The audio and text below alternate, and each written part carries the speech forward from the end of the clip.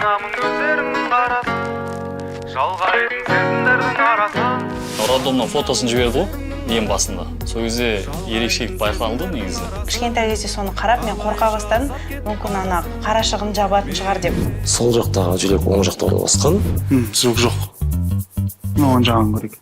Мына жеріңізде соғып тұр. Өзімнің әулетімде өз арамда мен өзім осындай жалғызбын. Теріп алды да бәрі. Түрін көрді. Ойбай деп бетін жоқ қой. Соны апам көрген, бұл свой деген ғой. Төрт бүйрек. Иә, төрт бүйрек. Соны күйеуім қалжыңдап айтады ғой, сен бай адамсың, біреуің сатып жібекті. Жер бетінде ерекше жаратылған адамдар өте көп. Қараған адам таңырқайтын жандар біздің елде де баршылық. Бағдарламамыздың бүгінгі саны түр әлпеті ешкімге ұқсамайтын, болмысы өзгеден бөлек жандарға арналмақ. Қайырлы кеш, Евразия бірінші арнасында көреміз шоу. Сіздермен Меруерт Бауыржанқызы. Дайын болсаңыздар, біз бастаймыз. Көздеріңнің қарасын, жалғайтын сезімдердің арасын, қалай шалсап кетіп барасың мені. Туғалы мультфильм кейіпкеріне ұқсайтын Сара Ерлан қызын әлеуметтік желіде білмейтін жан кемде-кем. Көздерінің екі түрлі түсімен ерекшеленген небәрі 3 жастағы балақайдың әкесі қызының ерекше жаратылысын туғаннан ақ байқағанын айтады. Ең басында енді неден роддомның фотосын жіберді ғой, ең басында. Сол кезде ерекшелік байқалды негізі. Біз мынандай қатты емес, но кішкентай кезде көп мән бермейді. Бірте-бірте бір 2 аптадан кейін ба осы көзінің көгі анық болып көріне бастады. И және көзінің асты қоңыр ғой сол жағын. Оны біз байқамадық. Бір 2-3 ай өткеннен кейін астын көзін ашып дұрыстап қарасақ, астыңғы жағы сол жағы қоңыр екен. Қызының көз жанарының ерекшелігінен қорыққан Динара Балтабаева алғашқыда дәрігерлер тексерісінен бір емес, бірнеше рет өткен. Негізі көзінің екі көзде көк, бір көзінің астыңғы жағында мында қоңыр, әкесінің көзі сияқты қоңыр түс бар. Кішкентай кезде соны қарап, мен қорқа бастадым. Мүмкін ана қарашығын жабатын шығар деп. Сондай бір белгілер болды да, үлкейіп бара жатқан сияқты. Сосын врачқа апардық, жаңағы докторға апардық. Доктор қарағаннан кейін айтты, жоқ, ол өзі сондай. Еш нәрсесін жауып жатқан жоқ, екі көзде 100% көріп тұр. Бәрі жақсы, еш уайымдамаңыздар, сондай ерекшелік. Көпшілік ортада Сараның көзіне қызыға қарайтындар саны артқан соң, Ерлан Оспанов әлеуметтік желіде блог жүргізіп бастаған. Оның айтуынша, қызының оқырмандары күн санап артып, видеолары мыңдаған қаралым жинайды. Көшеде жүрген кезде бәрі көзіне қызығып бетіп қарайды. Көзінің түсі қандай деп соны адамдар айтқаннан кейін ойладым. Салып тиктокта көрейінші видеоны, қалай болады екен деп. Бірінші видеоны түнде салдым, түнгі 3-те ма. Соны таңертең ұйықтан тұрып қарасам, комментариялар кетіп отыр. Соны қойынан жалғастырайық деп түсіріп, музыка қойып. Сағынамын көздеріңнің қарасын. Ендеше студиямызға арнайы Елордадан келген Ерлан мен Динара Оспановтар және көздері ерекше қыздары Сара Ерлан қызын шақырамыз. Қошеметтеріңіз.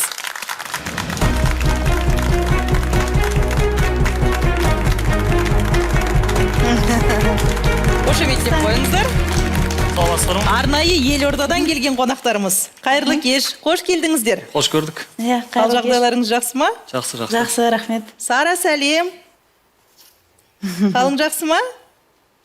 Және қыздарыңыздың ерекшелігінің арқасында дейікші, бүгінде әлеуметтік желіде өздеріңізде танымалдылыққа ие болып жатырсыздар. Солай ма? Иә, ондай бар. Осыдан қашан біз түсіре бастадық? Бір жыл бұрын ғой, бір жылдан аса әлеуметтік желіге салдық, өзінің ерекшелігі болғандықтан. Соң ақындап оқшайтын просмотрлар көбейе бастап, соң комментариялар кетті. Соң ақындап өзіміз. Қанша оқырман бар бүгінде? Тиктокта бір 5000 шамасында. Сараның енді көзіне қарасақ, бір көзі анасына, бір көзі әкесіне тартқан сияқты. Солай ма?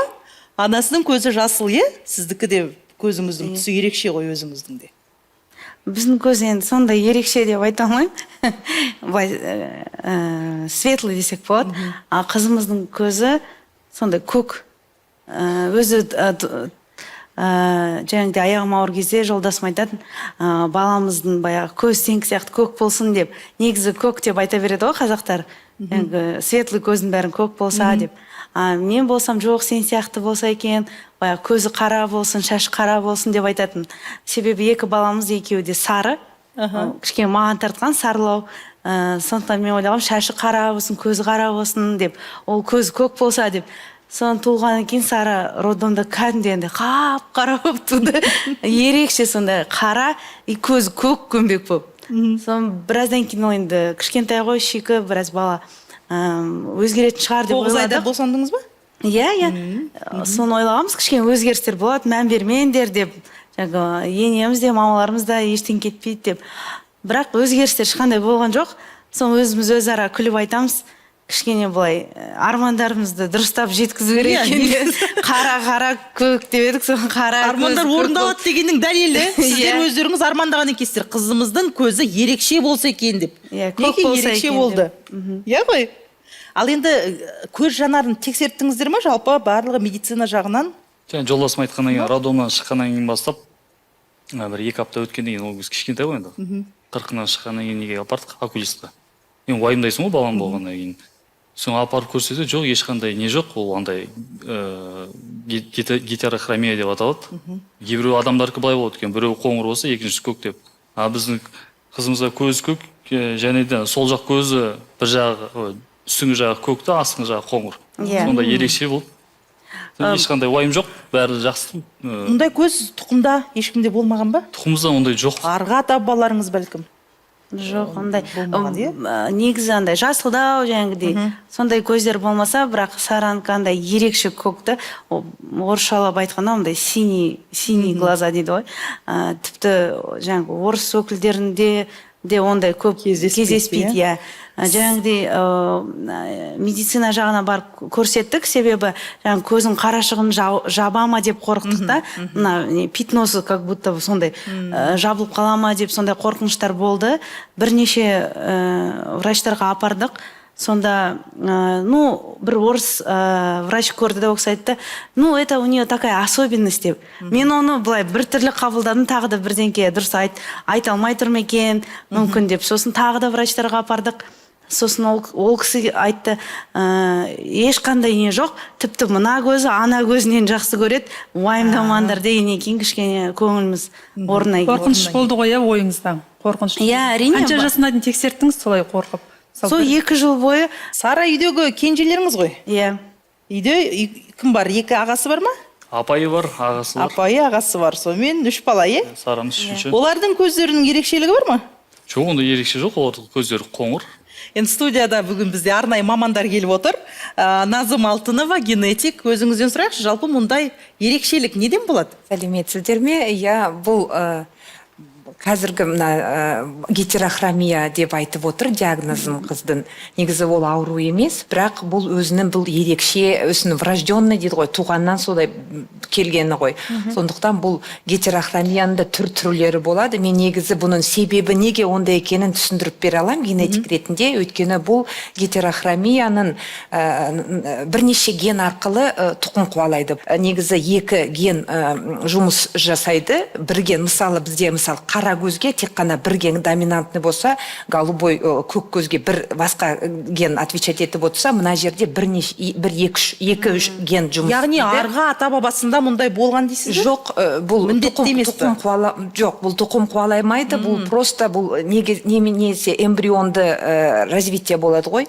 Сол кезде бір мутация болуы мүмкін, немесе ол басқа спорадически возникать етуі мүмкін. Яғни алаңдауға негіз жоқ. Педиатр отыр, Жарқынай Сәруар қызы. Бәлкім сіздің практикаңызда осында ерекше балапандар кездесті ме? Менің практикамда кездескен жоқ. Бірақ қазір енді біздің елімізде Сараны көрсе ешкім таңырқай қоймайды деп ойлаймын. Өткен себебі шетелге шыққан кезде бұл тек біздің елімізде ғана емес, әлемнің түпкір-түпкірінде Сара іспеттес балапандар өмір сүріп жатыр. Әртүрлі жас ерекшеліктерде әртүрлі. Сондықтан ол ағзасына, денсаулығына ешқандай да бір қауіп төндірмейтін ерекшелік. Жақсы. Осы тұста мен бір сұрақ қойғым келіп отыр. Сараның енді осы дәрежесіне дейін ата-анасының әртүрлі этаптардан өткені анық. Бізде енді қоғамда баланың баланың шашының түсі болсын, көзінің түсі, жалпы жынысы болсын, қандай өзгеріс болсын, оған ана жауапты деп қараймыз. Сол себепті қолдау сіздің жағыңызда кімнің тарапынан көп қолдау болды, сіздің жүрегіңіздің тыныштығын беретіндей, жақындарыңыздың бәлкім көңіліңізге тиетіндей жайттар болды ма? Қандай да бір өзіңіздің жағдайыңызбен бөлісе кетсеңіз. Былай сырт адамдар болмаса ерекшелік деп қабылдайтын үйдегілер тіпті жоқ, ешқандай ерекшелік жоқ сияқты қабылдады шыны керек. Үйдегі аналарымыз да, анам да, енеміз де өзім сияқты қара қыз деп сөйтіп. Айтпақшы, Сараның осы ерекшелігінің арқасында дейікші, бәлкім соның бір пайдасы тиіп жатқан шығар. Сара бір мықты балабақшаға тегін барады екен. Солай ма? Қалай болды? Амбассадорым екен бәлкім. Иә, премиум класстағы 130 мың айына төлейтін сондай балабақшада тегін барады, иә, сондай амбассадор. Қалай болғаны? Инстаграм арқылы, солай, біз сол жерде тұрамыз, жақын, сөйтіп келісіп, арасында сондай жаңағыдай рекламалар жасап тұрады. Бар. Жақсы, неке Сара кішкентайдан бастап жағдайын жасап жатыр екен. Армандарыңыз қазір енді бір шынайы жүйеге айналып тұр ғой, соның арқасында қазір енді күдік емес, керісінше өзіңізге қаражат табатындай мүмкіндікке айналып жатыр дейсіз ғой. Негізі өз жолдасым не түсіреді Инстаграмда видеолар. Соның арқасында Саранда сөйтіп түсіріп көрейікші деп шештік. Но видео шығарған кезде анда неше түрлі комментарий жасайтын жаңа. Кім жақсы сөз поддержка береді деп. Комментарийді оқысқан жерде бірдің поддержка жоқ негізі. Кейбір адамдарда. Сол тарапынан анаға үлкен қолдау қажет қой, соны сұрағаным ғой. Сараны көрген кезде бір сүйсініп қарадында қандай тәтті бала деп. Ата-анасы дұрыс деп жатыр, қазір кішкентай кезінен бастап оны көпшілікке көрсетіп, өзіне де қабылдап үйретіп. Себебі мысалы шетелде қарасаң, осындай бір дене мүшесі өзгеше балалар керісінше сұранысқа, көп сұранысқа ие модельдер болып кетеді ғой. Ал бізде ғана оланда керісінше буллинг жасап секілді. Сондықтан ата-анасы өте дұрыс қадам жасап жатырсыздар. Қазірден бастап бала өзін қабылдап бастайды, камерадан көріп бастайды. Ол деген жақсы бастама. Рахмет сіздерге. Бір нәрсе айта кетейін, генетик ретінде сіздер егер балада басқа фенотипический изменение болмаса, онда ол өте жақсы, бұл бәрі нормально деген сөз. Бірақ егер бірдеңке байқап жатсаңыздар, басқа онда консультация алып отырғандарыңыз дұрыс. Өйткені бұның екі түрі бар, тоже гетерохромияның да әртүрлі причиналармен пайда болады. Соны бақылау керек. Жүрегіңіз қай жақта орналасқан? Бұл сұраққа кез келген адам сол жақта деп жауап берер анық. Алайда сіз әлемде 1% ғана адамның жүрегі оң жақта орналасқанын естіпедіңіз. Ендеше ерекше жаратылған алматылық тұрғынмен шағын жарнамадан кейін танысамыз. Көреміз, шоу қосылу болсын.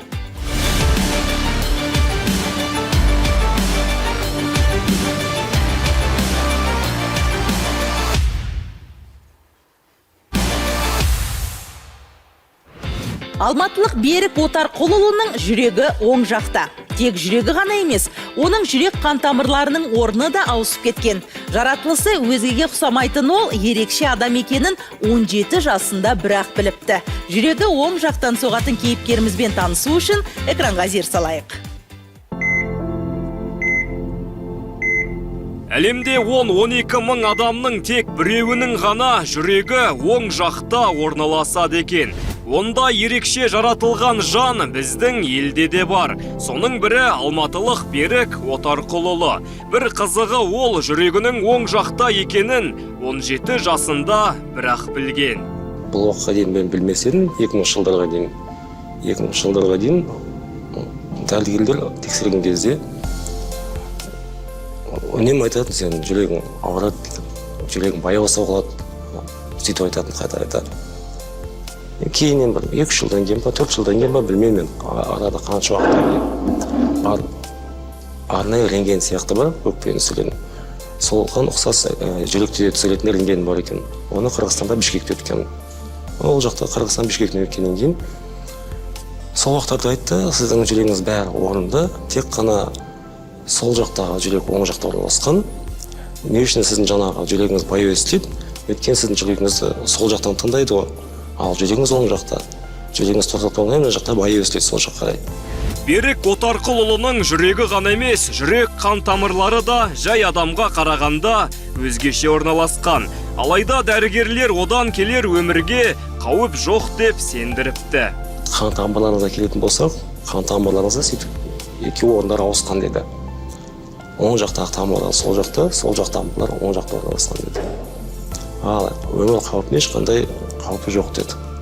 Кәдімгі адам сияқты өмір сүруге берістіп айтқан болды. Жүрегі оң жақта орналасқан алматылық тұрғынға жақындары ғана емес, дәрігерлердің өзі таңғалып қарайды. Алматыға келген кезде, жүрек тексерілген кезде, студенттердің өздері келген сол кезде. Бір студент тексерген әшейін. Тексерген кезде талпа студенттер жүгіріп келген, ондай да болды. 5-6-20 шақырым келіп, әрқайсысы тексеріліп, жан-жақтан көріп, ондай да адам бола ма деп. Елімізде жүрегі оң жақта орналасқан қанша адам бар. Берік Отарқұлұлының қан тамырлары мен жүрек орнының ауысуына не себеп?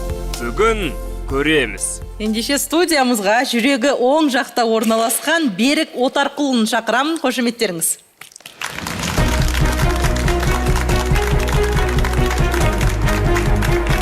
Аттырақ. Сәлеметсіз, Берік. Қош келдіңіз. Қош келдік. Сонда қалай болғаны сіз 17 жасыңызда бірақ білдіңіз? Қандай жағдайда? 17-18 жасында білдім, өйткені білмеймін, Қырғызстанға барғанда білдіңіз, е? Қырғызстанға барған кезде 2 жылдай зерттеді. Врачтардың өзі дәрілер былай да тыңдайды, былай да сенің жүрегің дұрыс соқпайды. Жоқ, не мақсатта барып едіңіз дәрігерге? Білмеймін, врачтардың өздері енді скрининг андаймын да өтеді, сол кезде байқаған Қай жылдары? 98-2000 жылдары. Сол кезде Сосын? Ол кезде дамымаған шығар, білмеймін, медицина. Кейін кезде байқады ғой, 98 жылдары. Жаңағы Қырғызстанға алып барып, арнайы рентген сияқты өкпе түсірілетін өткен жүрек. Сол жүректі түсіріп, сол кезде анықтады, сенің жүрегің оң жақта екен, тұсында орналасқан және қан тамырларың керісінше орналасқан деді. Бұл айтқанда зеркальное сердце деп айтсын, диагноз сондай. Оның басқа дене мүшелеріне, ағзаларға ықпалы жоқ па? Бәрі түгел. Қалғаны бәрі орнында. Туылған кезде оның үстімен жетемен туылғанмен. Қалай? Жетемен туылғам, керіс жатып 45 минуттен шыққан. Мүмкін сол әсер болған шығар. Врубашки дейді ғой. Сіздің тағы бір ерекшелігіңіз, егізіңіз бар. Егізім бар, аха. Енді орынды сұрақ, егізіңіздің жүрегі қай жақта орналасқан? Оныңқы бәрі қалыпында, тек қана менің қалым артында бар, тура соның қалы алдында ішкі жағында орналасқан. Берікке қарап жасы нешеде ойлайсыздар? 25. Өте жас көрінеді. 30-ға бір 35. До 30 десең.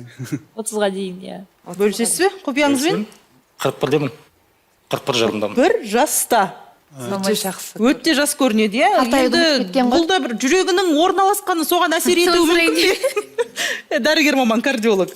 Енді қызық екен, еще бұл кісі енді ең алғаш жылдар анықталған болып тұр ғой енді. Иә, 98-2000 жылдар. Иә, қазір мысалы біз өзіміз практикамда мен де өзім осы 5 жылдың ішінде біреу көргенбіз. Өйткені ауылда рентген біз екіге жүрекпен қоса рентгенді бірге түсіреміз. Сол кезде түсірген кезде сол кісінің өзі де білмеген. Қазір енді көп кездеседі. Енді мына кісінікі енді қараңыз, визуальный дейді ғой, көрінетін ерекшелік бар, көрінбейтін ерекшелік бар. Бұл кісінікі көрінбейді енді. Өйткені тесттің артында кеуде қуысына жатқандықтан бұл кісіні адамның науқастарын өзі де білмейді, кейде дәрігерлер де білмейді. Дәрігерлер тек қана бағанағыдай флюора, скрининг өткізген кезде флюора рентген түскен кезде байқамай көрмесең, немесе ЭКГ түсіріп жатқан кезде жүректің кардиограммасын. Сол кезде ЭКГ-ні біз сол жаққа қарай қоямыз ғой. Сол кезде қойған кезде ана жүрек біртүрлі көрсетеді, кіші қылдырып. Соны түсінбейді. ЭКГ түсіргенде де менде бір практикада болды, өзім 2 практика болды. Былай түсіреміз, сосын қарап, сосын барып, енді ол кезде сәл резидентурадан кейін ба еске түседі біреулер. Өзінен сұрасақ өзі білмейді екен. Оң жаққа қойған кезде бағана біз күткенде ЭКГ шығады ғой. Сосын оны бірден тоже флюораға түсеміз. Ол жерде жеңіл анықтау қазір. Флюораға түссең жүрек оң жаққа қарай тұрады. Жалпы елімізде статистика бар ма? Жүрегі оң жақтан соғатын жандардың саны бойынша. Ондай статистика жоқ, себебі жүректе оң жақта орналасқандарды учетқа алмайды. Ол ауру емес. Ол диагноз емес. Ол диагноз емес. Сондықтан кездесу жиілігі дұрыс айтады, примерно 10 мың, 12 мың, 15 мыңға бір адам. Бірақ әлемде 1% дейді, е? Егер осында ерекшелігі бар жандар. Егер округлять крупно алсаңыз, 1%-ға шығады. Соның бірі Берік өзіңіз. Енді бұл жерде қараңыз, бағана айттыңыз ғой, зеркальное отражение дегенде, егер жүректің өзі ғана оң орналасып, басқа органдар ауыспаса, ол қалыпты. Кейде болады, мысалға жүрек оң жаққа, біздің бауырымыз оң жақта орналасқан негізі, оң жақ қабырғасына. Ол солға ауысуы мүмкін. Біздің асқазанымыз сол жақта орналасқан, ол оңға ауысуы мүмкін. Оны транспозиция внутренних тел дейді, бүткіл органдар ауысып кетуі мүмкін. Ол кезде де сау болады адамдар. Бірақ кей жағдайда, мысалға 10-20-30%, мысалға жүрек оң жаққа ауысқанымен тесік болуы мүмкін, порог сердца дейді. Ол же бағана врожденный порог сердцалар тума ақауларға, патологияға ауысуы мүмкін. Көп емес, 10-20%. Берік, сіздің жағдайда жүрегіңіздің оң жақта орналасқаны басқа денсаулығыңызға ешқандай әсер етіп жатқан жоқ па? Жоқ, ешқандай әсер жоқ. Білінбейді. Бір қызық жағдай екен осы Ресейде, осыдан 2010-да ма дейін бір кісіні бизнесменді жалдаған ғой, келлермен. Сөйтіп ол кісіні келлер атқан, сөйтіп үшкеннен кейін ана кісі больницадан аман шыққан ғой, руханадан. Сөйтіп ана заказчикке сен заданияны толық орындамассың ғой десе, сөйтсе ол кісінің жүрегі оң жақтан ауысқан екен да. Содан аман қалған ғой. Өзіңіз, Берік мырза, немен айналысасыз? Өзім қазір жеке бизнесім бар, 2 дүкенім бар, үйім. Қандай мамандықтың иесіз? Мамандық экономист, бухгалтер негізі. Бірақ мамандық бойынша жұмыс істемеген, өзім бизнесім бар қазір. Бұл тұқым қуалай ма? Соны анықтап алайықшы. Аутосомно рецессивті арқылы тұқым қуалайды, то есть, қалай айтсам, соматикалық клеткаларда орналасқан ген, және рецессивті өте редко кездесе, 25% егер папасы мен мамасында бар болса, ол тек 25% боп көрінуі мүмкін. Негізі бұл қорқынышты емес. Өзіңіз бәлкім осы анықталғаннан кейін осы жайт сұрастырған шығарсыз, әке-шешеңізден, тұқымда, бұрын ата-бабаларыңызда сондай бір ерекше құбылыс болмаған бе еді? Жоқ, ондай жоқ, сұрастырылым ондай жоқ. Менің үшіде бір сұрағым келіп тұр. Мына сіздің егізім бар дедіңіз ғой. Егізіңізде дәл сіз секілді жап-жас көрінеді ма, жоқ әлде ол кәрілік көрінеді қарағанда? Үлкендеу көрінеді. Кішкентай кезінде ұқсас болыңыз, көрдіңіздер ғой.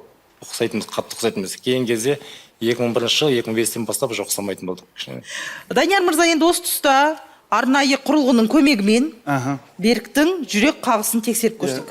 Енді бұл кісі айтып отыр ғой, науқастардың өзі тұрмақ дәрігерлер, мысалға, біз бірінші өкпені тыңдаймыз, одан жүрек тыңдаймыз. Жүрек тыңдаған кезде жүректің бірінші негізі 2 несі бар. Мынаны үстінен тыңдай берейін. Мына сол жағы, обычно сол жақтан. Звук жоқ. Оң жағын көрейік. Мына жеріңізде соғып тұр. Баяу соғады екен, шын мәнінде жүрегіңіз. Қанша рет минутына?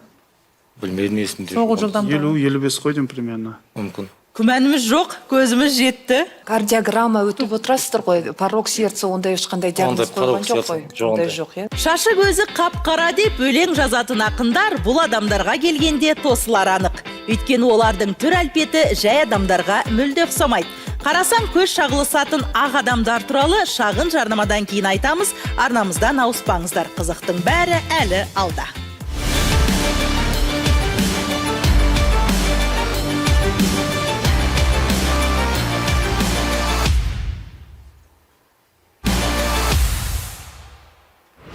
Адам терісіне түс беретін пигменттің болмауынан ақ адам атанғандар жайлы естуіңіз бар шығар. Бірақ 1000 рет естігенше 1 рет көріңіз. Біз бүгін студияға Қызылордадан арнайы альбинос қызды шақырдық. Ол қандай құпиясымен бөліспек? Бүгін білеміз. Сіздер көріп отырғандарыңыздай мен альбиноспын. Бұл әрине тұқым қуалайтын нәрсе, бірақ та қай менің ата-бабамда бұндай ерекшелік болғанын мен өкінішке орай білмеймін. Өзімнің әулетімде өз арамда мен өзім осындай жалғызбын. Ең алдымен мен өзімді ешкімнен де кем сезінбегенмін, ешқашанда. Себебі мен жайдарлы, саналы, өмірге деген құштарлығы мол адаммын.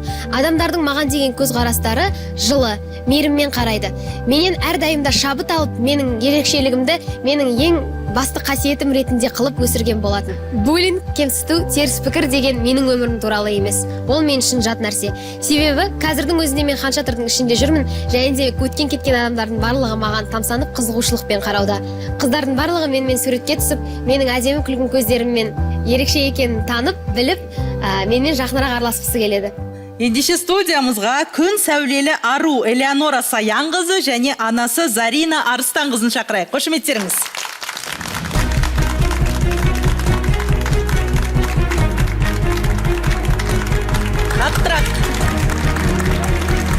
Қайырлы кеш. Қош келдіңіздер. Қайырлы кеш. Қош көрдік. Элеонора, өзінен бастайықшы, жасың нешеде? Менің жасым 17-де, 2007 жылы дүниеге келгенмін. Бүгінде студентсің ғой? Қазір я студентпін, Астана халықаралық университетінде 1-ші курс оқимын, мамандығым ағылшын орыс тілі мұғалімі. Керемет. Элеонора, өзіңнің мына ерекше бір қабілетіңді дейміз ба, ерекшелігіңді, табиғи ерекшелігіңді, болмысыңды қашан сезіндің? Қашан ұғындың?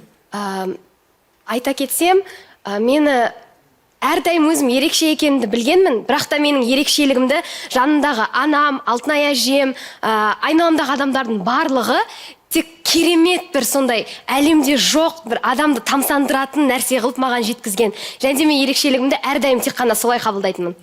Иә, Зарина ханым солай ма? Байқап тұрсыз ғой? Өзіңіз енді босандыңыз, қызыңызды көргенде алғашқы реакция сол кезде білінді ма? Мен босанып жатқан кезде менен сұрады акушерлар, сен орыссың ба деп. Мен орыс емеспін дедім. Күйеуің ше дейді, қазақпыз екеуміз де дейді, күйеуің шашы қандай дейді, қара біз кәдімгідей қара деп айтып жатырмын ғой. И туылды, түріне қарадым, білмеймін, кәдімгідей. Жатқызды, алып кеттік, бірақ бәрі топырлап врачтар қарай беретін, бірақ үндеген жоқ. Бірақ жұрт, мен өзім қызыма қараймын, әппақ сұп-сұлу, жұрттардың баласына қараймын, қап-қара, жылап сөйтіп жатады. Ойбай, ана балдардың түрлері осындай ма не деп, өзім де жаспын 18-де. Тұңғыш қызыңыз ба? Тұңғышыңыз ғой? Осы бір теория ғана ғой. Жұрттарға қараймын да балдарына. Андай емізіп бересің ба дейді, сосын жоқ деймін, не қып дейді. Ой, түрлері балдарыңыздың онша емес деймін. Ойшы, жұрттар менің балаларымнан көріп шок болып жүр, мен олардың балдарын көріп жүрмін, сен де өзі жаспын ба? Иә, сондай. Өзінің табиғи шашының түсі ғой. Иә. Еш боялмаған. Осындай туғанда да осыны әппақ болып туды ғой. Бұдан да әппақ тұғын, қазір андай өте жоқ немен шамалы сарғайғаны ғой. Кәдімгі әппақ ақ қағаз сияқты болып тұратын. Аяғыңыз ауыр кезде дәрігерлер тарапынан бір жоқ, ол ешнәрсе не қылмайды екен, белгілі болмайды екен, дәл осылай. Даже мен өзім ерекше екен даже байқаған жоқпын. Мен мамам білем, роддомнан бүйтіп көтеріп алды да, бәрі түрін көрді. Ойбай деп бүйтін жоқ қойды. Сосын мен түсінген жоқпын. Үйге барып шешіндіріп жатқызды. Доча, сен қарашы, сен ешнәрсе байқап тұрған жоқсың ба дейді. Күйеуім екеуміз мәзбіз. Ананың бетіне қарап. Жоқ десем, көршіміз келді. Интернатта жұмыс істейді сол кезде. Ойбай, бұлар альбиностар ғой деді. Ал сіздерде отбасыларыңызда болды ма осындай? Жоқ, ешқандай. Ата балаларыңызда ондай. Өйткені бұл білуімізше тұқым қуалайтын. Бұл тұқым қуалайтын, иә, тұқым қуалайды, бірақ сіздер күйеуіңіз де және сіздер екеулеріңіз де носитель болып тұрсыздар ғой. Сіздердің рецессивті гендеріңіз қызға келіп, сол 25%, 100%-тен мысалы егер сіздер тасымалдаушысыздар, 25% сау бала туады, 50% тасымалдайды, 25% жәнегі альбинос бала келеді. Элеонора, бүгінде осы ерекшелігінің қандай плюсы мен минусы бар? Плюсын айта кетсем, менің өзімнің тиктогым бар, 50 мың оқырмандармен. Және де жаңағыдай мен видеомда да айтып кеткендей, мен қай жерде жүрсем де бір қыдыруға шығам, қасымда подругам айтам. Давай поспорим, қазір 2 адамнан көп келет менің қасыма суретке түсуге, комплимент айтып кетесің. Давай дейміз, шығамыз, жүрген кезіміздің барлығында осы жақында ғана болды, осы маған көремізге шақырды. Мен сол кезде Хан Шатырда киім таңдап сөйтіп жүрген кезімде бір қыздар тұрды. Вы очень красивая, дейді. Спасибо деп кетіп бара жатсам, артынан 3-4 қыз, давайте все вместе. Вы очень красивая деп айқайлайды, қасыма келіп барлығы суретке түсіп жатыр. Бұрын мектеп оқып жүрген кезімде алдында бір қыз болған. Тоже супермаркетте келе жатырмыз. Көп тәттінің барлығын үйіп алып алған. Шоколадтай барлығын алып алғанда, мен қасында құрбыма айтам. Мә, күшті, мен те шоколад жегім келіп кетті ғой, бірақ мен мороженое алдым ғой, болды, жүр кетті, қайтамыз десем. Артынан біреу жүгіріп келеді да. Постойте дейді. Да, что такое десем? Это все вам деп маған бір пакет тәтті беріп тұр ғой. Вы очень красивая, я вами восхищаюсь деп. Сол плюс жағы сол. Және де плюс жағы негізі өте көп сол. Ерекшемін, әдемімін, өзімді сол үшін сенімді ұстаймын да. Ал минус жақтарына келетін болсам, минусын мен қатты өзім сезіне бермеймін. Жаңа айтқанда мен қызылордалықпын ғой. Мен плюс 50 кезінде де далаға SPF жақпай шыққан кездерім де бар. Бірақ сол бір кішкене минусы болып қалады. Әрине күнге сезімталдығым және де көзімнің сәл нашар көретіні болмаса, басқа ешқандай минусы жоқ деп Негізі аталады. көз жанарына әсер етеді, иә? Көз жанарына Дерттің бір минусы мүмкін. дейікші. Ол әр адамда әртүрлі болып. Сонда сенде қазір Элеонора қандай? Менің көзім тек қана қозғалатыны ғана болмаса, бұндай зрение менікіндей көру қабілет қазір у каждого второго деп айтсам да болады. Ничем не отличается. Бұлақаудың себебінің бірі анасының құрсағында жатқаннан бастап меланин пигментінің тіптен болмауы, өте төмен мөлшерде болуы, сол себепті де осылай аппақ болып, өзінің ерекшелігін байқалтады. Элеонора, сен денсаулығына қаншалықты көңіл бөлесің? Мысалға енді үнемі кезекті түрде офтальмологпен, дерматологпен қарым-қатынаста болып тұру керек, әрбір кезең сайын. Денсаулығыма келетін болсам, кішкентай бір жерім пит етсе, мен сразу поликлиникаға жазылып, бүкіл медсестрама жазып. Бұл өте сирек. Мектеп кезінде мен сабаққа бармаш үшін істейтінмін ол нәрсені. Айта кетсем, сабаққа бармаудың амалын істейтінмін, сөйтіп тексеріле беріп, бірақ та Соны үйреніп кеттіңдерші? Үйреніп кеттім дегенде, мен жылда барып тұрам. Жылда окулистке де көрініп тұрам. Менің өзімнің көзімді зерттей алатын, көзімнің қыр-сырының барлығын білетін Қызылордада 2-ақ маман бар. Барша Қазақстан бойынша 2-ақ маман бар деп айта аламын. Өйткені Қызылордағыдай мен жаңағы 2 окулистім сияқты мен ешкім қарай алмайды. Өте дұрыс дейсің, Элеонора. Ал енді осындай ерекшелігінің арқасында бәлкім жарнама түсуге, киноға түсуге бір шақыртулар алып жатқан жоқсың ба? Ұсыныстар түсіп жатқан жоқ па? Кішкентай кезімде білмеймін, бірақ мен кішкентай кезімде мен емес Қызылордаға қатысқанмын. Және де қазір есейе келе TikTok'ым дамытқалы бері сіздер бірінші болып тұрсыздар. Құдай қаласа, бұйырса тағы да біз бастамасы болайық. Сіздер бастамасы, менің дебютімсіздер ғой. Элеонараның мамасына рахмет айтқым келіп тұр. Қазіргі кезде 12 мүшесі сау баласына дұрыс қарай алмай, болмаса самооценкасы төменгі өсіріп жатқан ата-аналарымыз көп қой, бір көршінің баласымен салыстырып, болмаса туыстың баласымен салыстырып деп. Мен сізге шынымды айтсам басым дегім келіп тұр. Енді қызыңызды енді күшті тәрбиелеген, сіз өзіне сенімді. Шынымен де Элеонора сұлу десе сұлусың, ақылды десе ақылдысың. Болашағың жарқын болсын. Аумин, рахмет. Мамандығыңа қатысты бір сұрақ қойғым келіп тұр. Шет тілдер маман екенсің. Болашақта өзге елге кетуге сондай бір ойларың бар ма? Жалпы жоспарың қандай? Жоспарларымды айта кетсем, биыл қыста қаңтар айында біз Дубайға барып келгенбіз, жаңағы әжеммен, мамаммен және мен. Және де болашақта ертең өзімнің мамандығым бойынша ең бірінші мен сол 3 жыл өзім отанымда жұмыс істеймін. Және де магистратура деген сияқты нәрсені мен шетелден оқып келгім келіп отыр. Шетелді көріп дегендей, аралап көріп, өзім шетелде бәлкім мен ерекшелігіммен танып, менің кішкентай кезімнен бері негізі арман киноға түсу болатын. Бірақ та қазір енді өсе келе менің патриоттық сезімім қатты артып бара жатыр. Сондықтан мен Қазақстанның киноиндустриясын дамытқым келеді. Қатты өзім қанаттанам, Нұрлан Қоянбаев жақсы көреді. Рахмет, бізді көріп отырған режиссерлерге алып тысырға құлақтарына, Неке осындай ерекше жан елордамызда тұрады. Байланыс нөмірлері бізде бар. Айта кетейік. Игра престоловқа түсеңші, Таргариян. Сол Таргариян маған айтады, барлық айтады. Өз ерекшелігін табиғаттың берген сыйы деп қабылдап, бүгінде модельге айналған жігіт кім? Альбинос жігіттің арғы атасына ұқсағаны рас па? Шағын жарнамадан кейін көреміз.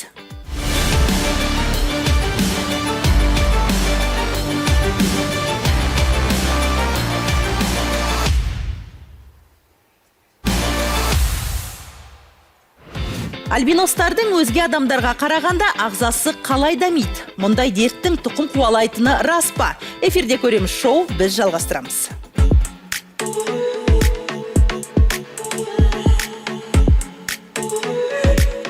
Ерекше болмысының арқасында модель атанған алматылық Айдархан Сәрсеннің диагнозы альбинизм. Сирек кездесетін генетикалық мутацияға ұшыраған жігіттің айтуынша, оның арғы атасы да дәл осы аурумен ауырған екен. 3-4 поколениядан кейін бір рет қайталануы мүмкін. Например, менің арғы атам мен сияқты болған. Әкемнің? Атамның әкесі соғыма, атасыма сондай. Модель жігіт табиғат берген түр әлпетіне дән ырза, сондықтан да ол өзге альбиностар секілді шашы қасын бояй бермейді. Негізі альбиностар ол Қазақстанда өте көп негізінде. өте көп болғанда енді біразы бар, бірақ олардың көбісі білмеймін, олар шаштарын, қастарын басқа түске бояп алады. Сондықтан енді көп адамның арасынан кейбіреу байқалмай кетеді, басқа ұлт өкілі сияқты жүре береді ғой. Ал мен өзім ондай қаламаймын, бояп тастағанды қалай жаратты, Құдай солай жүру керек деп ойлаймын. Көпшілік ортада таңғала қарайтындарға Айдарханның еті үйренген. Кейбірі орыс ұлтымен салыстырса, енді бірі шашының түсіне таңырқайтын көрінеді. Ал білетін адамдар олар альбинос деп қарайды да, типа. Ал білмейтіндер кеп сұрайды, неғып сондай, неғып шашың ақ бояп болғансың ба деген сияқты. Күнде любой жерге мысалға барасың, мынандай магазинге деген сияқты, например, торговый центрларда жүресің ғой. Сол кезде бәрі көбісі орысша сұрақ қояды, орысша сұрайды деген сияқты ғой. Сол кезде мен қазақша жауап берсем, олар таңғалады, қазақсың ба деп. Сондай қызықтар болады. Кейбіреуіне қазақпын деп айтамын, кейбіреуіне орыспын деп айтамын. Альбинизм диагнозының тұқым қуалайтыны рас па? Айдарханның біз білмейтін қандай ерекшелігі бар? Бүгін көреміз. Ендеше студиямызға Айдархан Сәрсенді шақырайық, қошеметтеріңіз.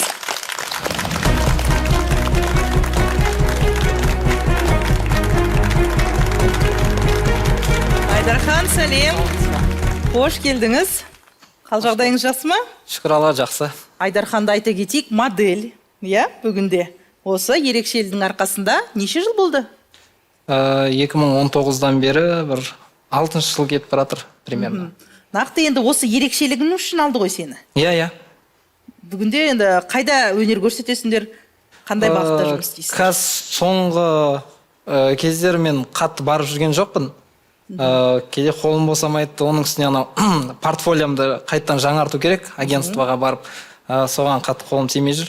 Яғни басқа нәрсемен айналысасың ғой? Иә, енді өзім... Қайда жұмыс істейсің? Негізгі менің бірінші мамандығым нені бітіргем? Республиканский медицинский колледж бітіргем. Оны бітіргеннен кейін жұмыс істедім, массажист болып жұмыс істедім санаторийда. И содан кейін жоғарғы оқу орнына кеш түскен болатын. Қазір осы 4-ші курс бітіріп жатырмын, ол Қазақ ұлттық спорт туризм академиясы. Сол жерде бейімдік дене шынықтыру мамандығымен бітіріп жатырмын. Жасың нешеде, Айдархан? Қазір 25-те. Осы Алматыдасың ғой? Иә, Алматыда. Айдархан, енді қыздармен танысқанда, осы ерекшелігіне қыздардың көзқарасы қандай? Сұрақтары көп шығар? Сұрақтары көп, көбісі ұялады қоюға, кейбіреуіне қызық, танысқылар келеді, ұялады деген сияқты көп болады. Өздері кішкене әңгімелескеннен кейін уже біліп тұрасың олардың көз қарасынан не сұрағылары келіп тұрғанынан. Сосын өздері бастайды, бір нәрсе сұрасақ бола ма, ренжіп қалмайсың ба деген сияқты. Содан кейін уже біліп тұрам, айтам, сұраңдар деймін. Олар білетіндер айтады, альбиноссыз ба деп. Иә деймін. Ал білмейтіндер шашың қандай әдемі, бояп алғансың ба деген сияқты. Айдархан, енді қандай бір осындай ерекше бір оқиғалар болды өміріңде? Менде ерекше оқиғалар туылғаннан бері болып келе жатыр ғой, примерно. Мысалға туылған кезімде анау роддомда мен босандым мамам. Сол кезде акушер-гинекологтар бәрі таңғалған ғой. Көрген әппақ бала. Содан кейін келесі күн мен апам мен папам неге барған болатын сол жерге, роддомға дейді. Сол кезде алдынан жүгіріп шығып акушер апам айтқан ғой, немереңіз барып көріңіз, там ертең ауыстырып жіберді деген сияқты айтпаңыздар деген сияқты сондай қызықтар болған екен. Содан кейін апам барып көрген, бұл бізде тұқымда бар да, ол 3 немесе 4 поколение сайын бүйтіп жалғасып тұрады. Бір рет кездеседі деген. Өйткені менің атамның атасы қателеспесем мен сияқты болған деп айтады атамдар. Соны апам көрген, бұл свой деген ғой, короче. Айдархан, мәселен Элеонора күндіз күннен қорықпайды. Жүре берем дейді. Сенде күнге деген сезімталдық басым сияқты, е? Жоқ, менде қорықпаймын күннен. Менде күннен көзің жаңағыдай, көзім ғана, иә. Өйткені менде светобоязнь бар көзімде. Бұлай күнде жүрген кезде қатты жарық түседі ғой, күн сәулесі. Сол кезде ол ультрафиолет бөледі. Ол біріншіден көзге зиян болады, ал екіншіден көзімді қатты аша алмай қалам да. Сол себепті маған сондай қара көзілдіріктермен, сондай затемненный көзілдіріктермен жүрген не ыңғайлы. Оны түсіну үшінші бір бөлмеден қыста әппақ қашып қалған кезде біздің өзіміз көзіміз үйтіп кетеді ғой. Иә, қарға кез келген сау адамда сондай сезім болатын сияқты да. Сонымен ол түсінуге болады. Көзіңіздің көру деңгейі қаншалықты жақсы? Плюс менде. Плюс? Иә, плюс 2. Енді білуімше, Айдархан, сен жаңағы эпизодтық рөлдерге де түстің. арнайы сонда шақырту алдың, солай ма? Иә.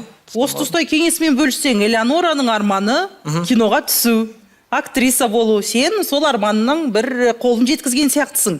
Қалай көріндің? Қалай қабылдады сен? Маған көбісі жан жағымда жүргендер, мысалға өзім үйімдегілер бәрі айтқан болатын. Әпкелерім, мысалға достарым бәрі айтқан мынандай. Сен сияқты ерекше модельдер қазір қандай сұраныста е деген сияқты шетелдерде басқа мемлекет сен де көрсей депті маған. И сол кезде мен нен қарап отырып, әлеуметтік желі Инстаграм қарап отырып, не агентствоны тауып сол жерге жазып салған болатын. Осындай деп едім, олар сразу қызығушылық танытты маған бірден. И фотомды жібердім, и сразу олар мені сол кастингке шақырып, өздері обучение өткізді.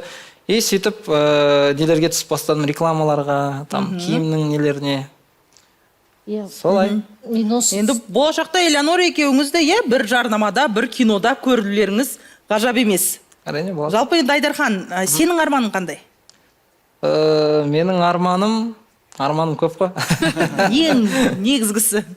Ең негізгісі менің қазіргі мамандығым, жаңа айтқандай бейімдік дене шынықтыру.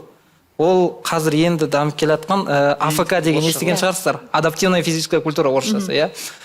Сондай мамандықты оқып жатырмын. Алдағы уақытта кішкене тәжірибе жинағаннан кейін өзіме жеке реабилитационный коррекционный центр ашқым келеді. Әртүрлі жағдай болады ғой, жағдай төмен отбасылар болады, кейбіреулер балаларын алып бара алмайды. Қалтасы көтеретіндей жағдай жасау. Солардың қалтасы көтеретіндей жағдай жасау, және де мысалға бөліп бір айда, например, 10 бала, сондай отбасынан шыққан 10 баланы тегін қабылдау деген сияқты сондай центр ашып. Енді осы бастаманы міндетті түрде қол жеткіз. Бұл сала, сіздің айтып жатқан салаңызбен қазір мен айналысамын. Бізде бар, қазір мемлекеттен өте жақсы қолдауға ие. Біздің орталықта тегін және ақылы түрде келуге болады. Мүмкін сіз бұл саладан хабарсыз шығарсыз. Мен сізді ол жағынан консультация беріп, толыққанды қанықтырып тұрып айтып бере аламын. Рахмет Гүлзат ханым, міндетті түрде Айдархан. Бір ерекшелік деп жатырмыз ғой. Өткен жылы енді мен бұл студияны негізі дәл осы жағдайды күні кеште ғана естідім. Бірақ ерекшеліктің өзін мен өзім 37 жасымда білдім ғой, 4 баланың анасы болғаннан кейін. Енді қандай ерекшелік деп отқан шығарсыздар. Қандай, бәрімізге қызық. Енді менің аяғым се береді. Содан көрінбеген дәрігерім жоқ, жаңағы жүрек дәрігеріне де бәріне де көрініп жатырмын. Бірақ бір күні осы 7-ші больницада бүйрегімді түсірейін деді ғой. Бүйрегіңізді түсірейік, сол бүйректен шығар деп. Содан бүйректі түсірген кезде менде бүйрегім мына негізі арт жақта болады екен ғой, екі бүйрек жақта. Бүйректің қай жерде болатынын да білмейді екен мен сол кезге дейін. Сөйтсем менің бүйрегім дәл осы жерде орналасқан екен, асқазанның үстіңгі жағында. Және екі бүйректің екеуі де удаление дейді, жаңа екіге бөлініп, екі бөлік болып кеткен. Сонда 4 бүйрек па? Иә, 4 бүйрек. Соны күйеуім қалжыңдап айтады ғой, сен бай адамсың, біреуін сатып жіберді. Сондай бір өткен жылы естіп жатырмын да. Бірақ бұның бір кемшіл тұстары үнемі ісіп жүр екен да адам. И көп адам ойлайды, ой, не семіріп жатыр. Бұның кері әсері осындай бір ісік күйде жүру. Гүлзат ханым, қанша уақыттан бері біздің тұрақты сарапшымыз дәл бүгін студияда осындай бір құпиясымен бөлісті. Сізде ерекше жан екенсіз. Сәйкес келіп отырған жағдайда. Тақырыптың өзі. Сонымен менің қазір көп біліп жатқан достарым мені миллионер деп атайды. Себебі 4 бүйрегі бар деп.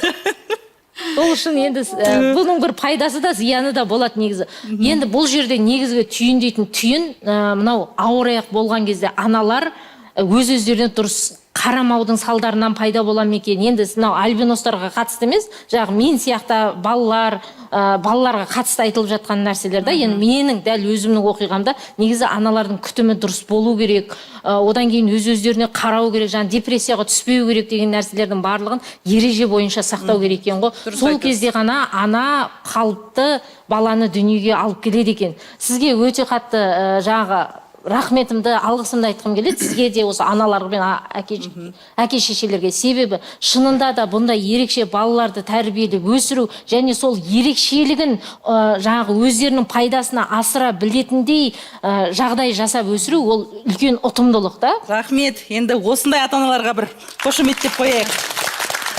Елімізде осындай ерекшелігі бар жандар өте көп, біз біле бермейтін. Және де осындай балалардың ата-аналарына Раушан ханым, өзіңізден бір психолог ретінде қандай кеңес бересіз? Өзінің ерекшелігін, өзгешелігін плюсқа айналдыра алған жандар өте керемет, кәдімгідей қол шапалақтауға болатын. Әрқайсысы өзін бірінші рет студияға шығып тұрғандары бар, кәдімгідей емін еркін сөйлеп ойларын жеткізіп жатыр.